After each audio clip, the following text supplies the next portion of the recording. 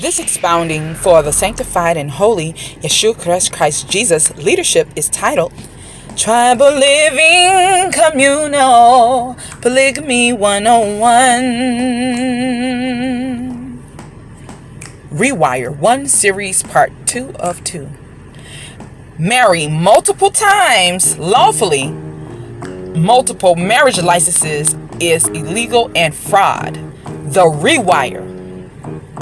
Copyright 2021 M. Sawud HEB. All rights reserved. Today's date is Thursday, October the 21st, 2021 AD.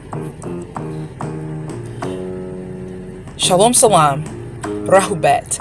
This is Pope M. Sawud HEB expounding upon my recorded, unzipped, mind data syntax dissertation self-notes based on informal research concerning tribal living communal polygamy 101 Rewire 1 Series Part 2 of 2. Marry multiple times lawfully. Multiple marriage licenses is illegal and fraud. The Rewire.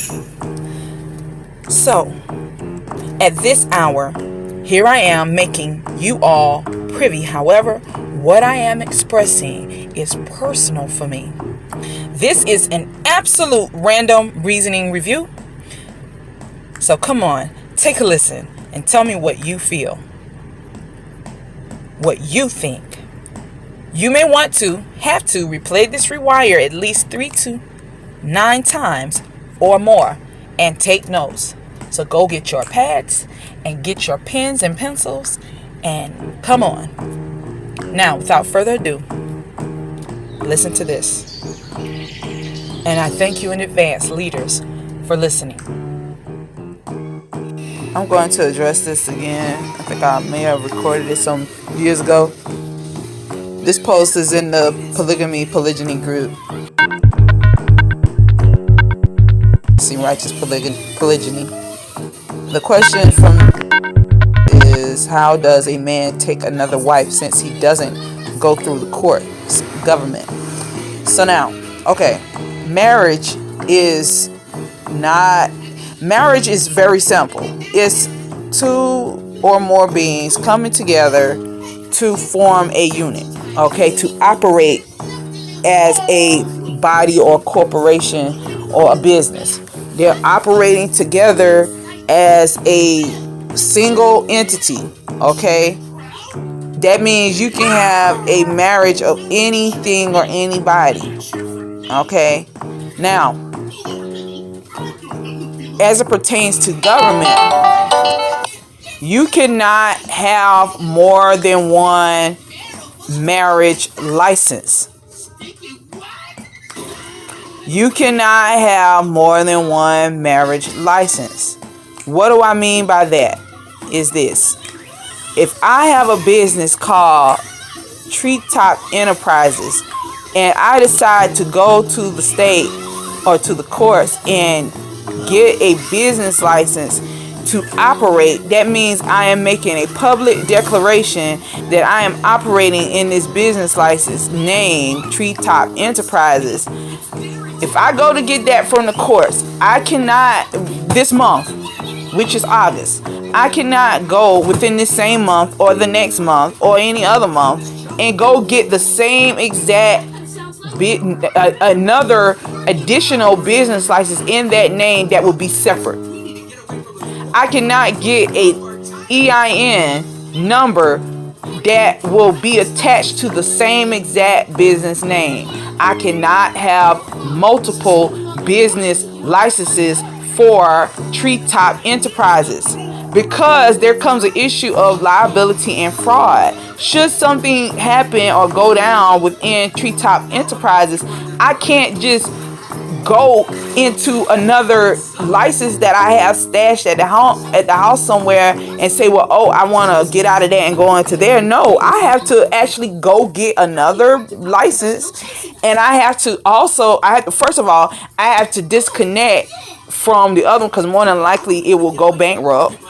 because of getting sued or what have you, and I have to cancel out the other one or let it go to or let that business license dissolve itself after being inactive or whatever, and I have to go and create another body or get another license, and the new name cannot be the exact same name unless it's I think I'm not sure there's a expiration on business names, but I cannot continue in the same state with the same name. I have to either change it up somehow or whatever, because when I get ready to go to get that EIN number, which is like the tax ID number, I cannot come with the same name because it's going to not accept it.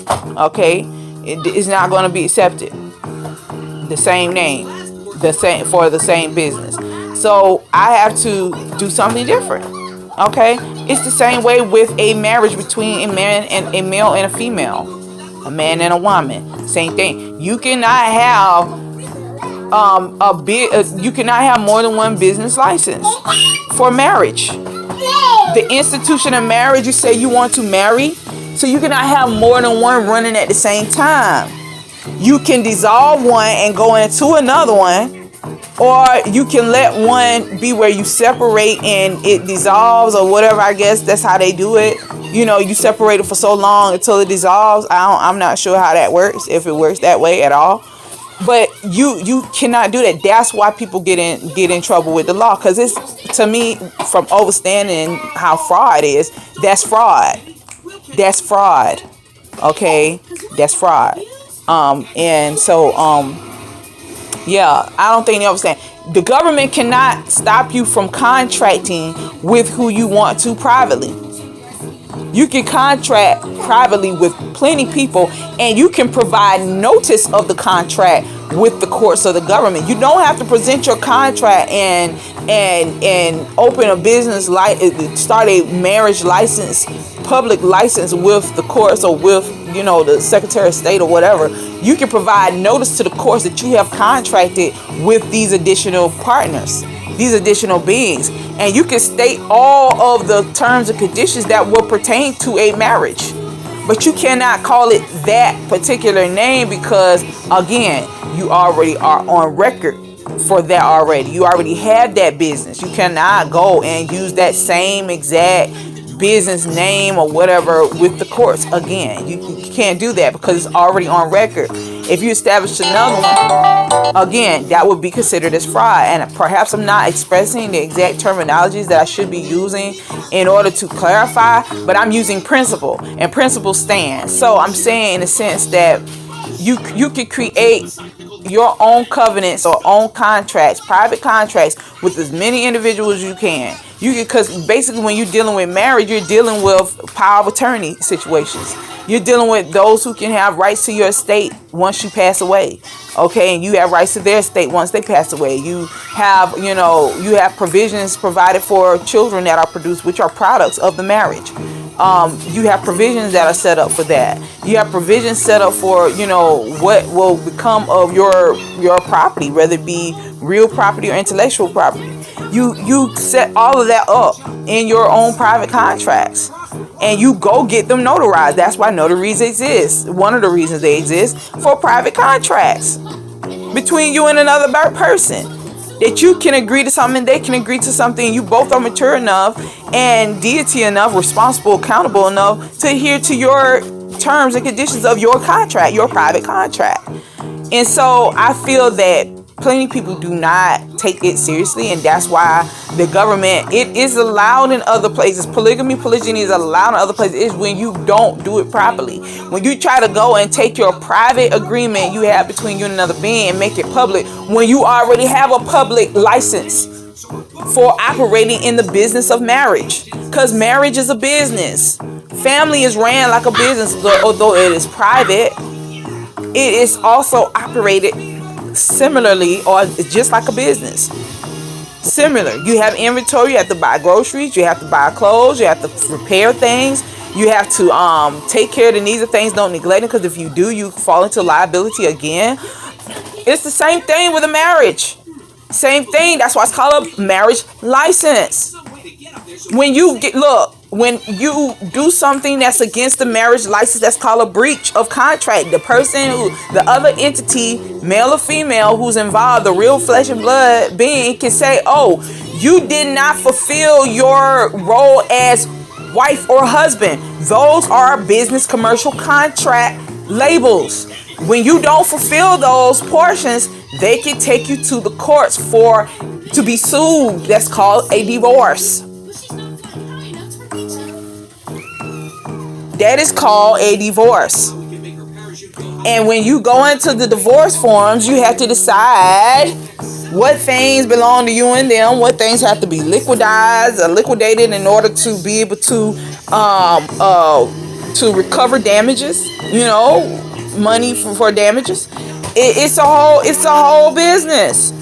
It's no different if you had a regular business selling different hair products or something. It's no different. If you breach your contract of having a business, then some former customer can come sue you.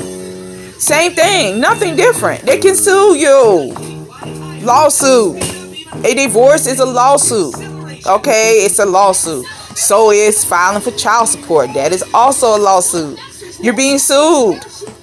Okay, you're being sued. So, I'm saying all of that to say people need to start looking at it like that. They're like, oh, the government can't tell me how to do this. They can't stop me from marrying. I can marry whoever I want to. Yes, you can. They cannot stop you.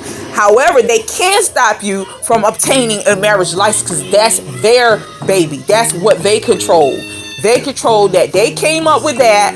And in order for you to reap the benefits of having a marriage license, you have to abide by the rules of that world. You didn't create that world.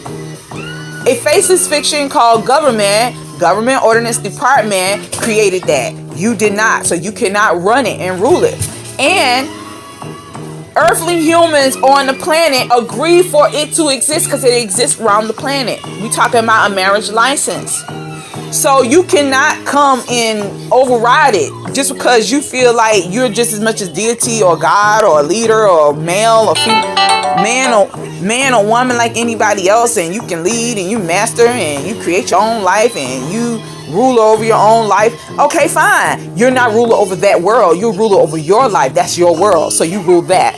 Okay? You cannot come in here and on the planet where we all have agreed to marriage licensing, so that people don't get into an issue of liabilities as it pertains to committing adultery or fathering children outside of a marriage, and you agree to be with this being and be their keeper until death do you part, and you decide to breach the contract and there's nothing holding it. No, we're not going to do that. That's not going to happen. So I'm saying all of that to say, please do your best to be responsible and accountable. Understand what contract law 101 is all about. If you do not understand, get at me. I can help you. I can break it down best I know how to. And if I don't know or remember what all is involved, I can surely contact or find those who do. But we talking about principles. And people are forsaking the principles because they're psyched out. Sleep spell psyched out. They have these complexes, these egotistical complexes, arrogant complexes that are preventing them from understanding law and recalling law.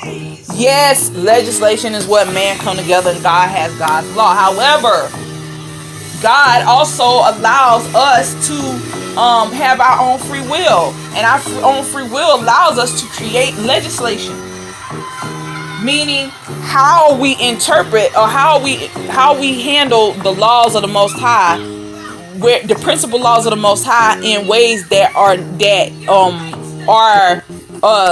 not exactly, they are the principle, but they present themselves in different ways.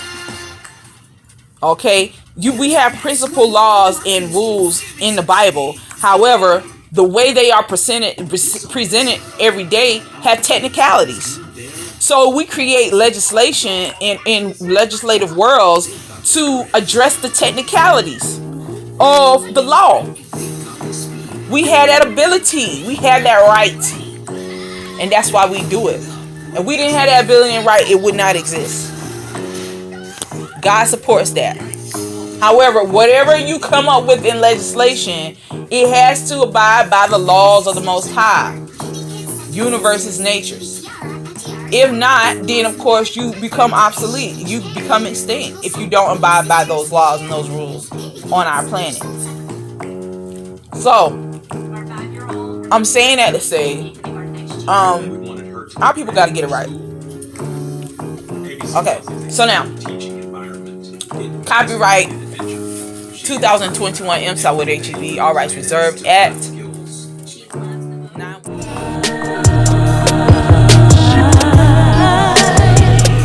is what